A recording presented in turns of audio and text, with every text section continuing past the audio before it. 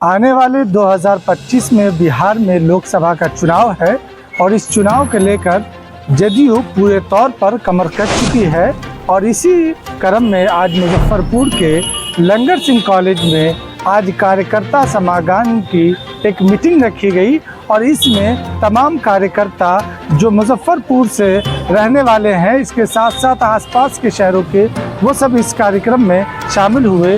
ख़ास तौर पर मुख्य अतिथि के तौर पर इस कार्यक्रम में शामिल होने के लिए पहुंचे श्री मनीष कुमार वर्मा जी, और उन्होंने कार्यकर्ता से बातचीत करते हुए उत्साह के साथ ये बताया कि नीतीश कुमार ने अपनी सरकार में जिस तरह से बिहार में सड़कों को दुरुस्त किया है, इसी तरह बिहार में जितना काम किया है कोई दूसरी सरकार इस तरह से काम नहीं की है। आइए पूरी झलक हम आपको दिखाते हैं। कार्यकर्ता समागम कार्यक्रम की शुरुआत की गई है। यहाँ पर जिला के जिला कार्यकारिणी से लेकर प्रखंड कार्यकारिणी और सभी पंचायत अध्यक्षों को लेकर के कैसे आगे 2025 के चुनाव में जदयू को जबरदस्त जीत दिलाई जाए, एनडीए की जीत सुनिश्चित हो, इसके लिए काम किया जा रहा है। और सभी हमारे कार्यकर्ता जो यहाँ पे आए हैं उनको से बात करके उनसे फीडबैक लेकर के जदयू को मजबूत करने का काम किया जा रहा है। साथ ही जो समताकालीन जितने भी साथी थे उनको भी यहाँ पर आमंत्रित किया गया और उनको सम्मानित करने का काम किया गया, क्योंकि वही है आज भी मजबूती के साथ पार्टी के साथ खड़े हैं। उन्होंने अपना खून पसीना इस पार्टी को दिया है, उनका इस पार्टी में सम्मान है और जो पार्टी उन्होंने गढ़ा है उस पार्टी ने बिहार को गढ़ा है। माननीय नीतीश कुमार जी जो हमारे नेता हैं इस दल के, उन्होंने बिहार को गढ़ने का काम किया। बिहार एक समय कहाँ पे था, कितने गड्ढे में था, उसको बाहर निकालने का काम किया, बिहार को आगे बढ़ाने का काम किया और आगे बिहार को एक मजबूत भविष्य देने का काम माननीय नीतीश कुमार जी करेंगे। यदि हम 2025 में नीतीश कुमार जी फिर से आते हैं तो बिहार को एक विकसित प्रदेश बनाने का काम वो करेंगे। आपने प्रशासनिक पदाधिकारी को कहा है कि जेडीयू के जो भी कार्यकर्ता है उसको सही सम्मान मिलना चाहिए, जरूर मिलना चाहिए। कि कार्यकर्ता जो है वो जनता की समस्या लेके आता है, जहाँ पे रहता है उनका काम है कार्यकर्ताओं का तो उनकी समस्याओं का निराकरण कराए। वो सरकार और जनता के बीच में एक माध्यम का काम करता है। पार्टी जो है एक माध्यम है कि लोगों का जो ग्रीवेंस है, लोगों का जो तकलीफ है उसको जो है सरकार के सामने लाए, प्रशासनिक अधिकारियों के सामने लाए, तो उनको उचित सम्मान मिलना चाहिए।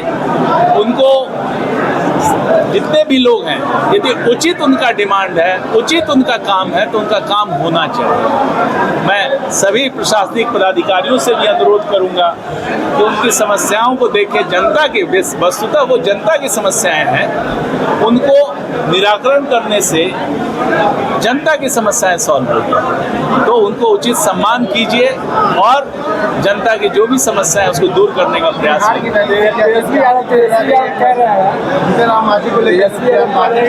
लगातार जो है भ्रष्टाचार अपराध बढ़ रहा है और सरकार चुप है। अब दूसरे के विषय में क्या कहें। नीतीश जी के दामन में कोई दाग है, कोई यदि प्रूव कर सका, आज तक किसी ने प्रूव, किसी की हिम्मत नहीं हुई कि कोई प्रूव कर सका उनके दामन में एक भी दाग है। जो व्यक्ति इतने वर्षों से पब्लिक लाइफ में हो, केंद्र में मंत्री हो, राज्य को 19 सालों से चला रहा हो और उस पर एक छींटा नहीं हो, तो उसके विषय में क्या भ्रष्टाचार कहना। उनका आरोप क्या है? अरे भाई, जिनके घर में भ्रष्टाचार की नदी बहती हो, जहाँ से भ्रष्टाचार का उद्गम हो, वो लोग आज आरोप लगा रहे हैं कि यहाँ पे भ्रष्टाचार बढ़ रहा है। लोग आरोप की मांग करें पर ज्यादा हो रहा है। तो विपक्षी पार्टियों का काम ही है, उनका दायित्व ही है कि वो मांगे, इस तरह से मांग करें। लेकिन बिहार की जनता सब कुछ जानती है। बिहार की जनता को पता है कि जब तक नीतीश बाबू हैं बिहार में, बिहार सुरक्षित है और बिहार आगे बढ़ता रहा है। लालू यादव और जितना मांझी के बीच में जातियों को लेकर विवाद शुरू हो गया है, दोनों एक दूसरे की जाति को लेकर विवाद कर रहे हैं। कोई विवाद नहीं, बिहार में जातियों के मध्य में कोई विवाद नहीं। बिहार में माननीय मुख्यमंत्री जी ने ही जो जातियों के बीच में विवाद था उसको समाप्त करने का काम किया और बिहार ये आगे बढ़ रहा है।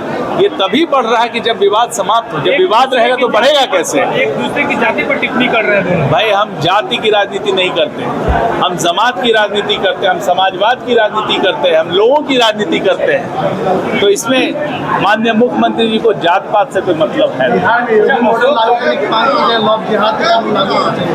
आपके पार्टी के नेता लोग लागू मांग कर रहे हैं। बिहार में जो बिहार सरकार की नीतियां हैं उसे लागू किया जा रहा है। वो है सुशासन के कार्यक्रम 7 निश्चय 2 और बिहार में 7 निश्चय 2 का कार्यक्रम लागू है और जितना भी है सुशासन का कार्यक्रम पूरे बिहार में लागू है। बिहार की अपनी नीतियां हैं, बिहार उसके अनुसार चल रहा है। 25 में सरकार बनाएगी एनडीए फिर से। जो है कई बार टिप्पणी कर रहे थे, अलग-अलग बयान दे रहे थे और अब उनका कद जो है वो बढ़ा दिया गया है। क्या यही कद बढ़ाने के लिए वो इस तरह के बयान दे रहे हैं? देखिए, लोग नेता हैं, बयान देते रहते हैं। पार्टी का अपना स्टैंड होता है, पार्टी अपना स्टैंड क्लियर कर चुकी है और इसमें कोई खास कोई बात नहीं है। जबरदस्ती मामले को टूट दिया जा रहा है, कोई बात ही नहीं है। 25 में एनडीए की फिर से सरकार बनेगी। एकदम हमको पूरा भरोसा है कि बिहार की जनता एनडीए को पूरा पूर्ण बहुमत के साथ, बहुत जोरों के साथ जिता करके भेजेगी और पूर्ण बहुमत के साथ सरकार बनेगी।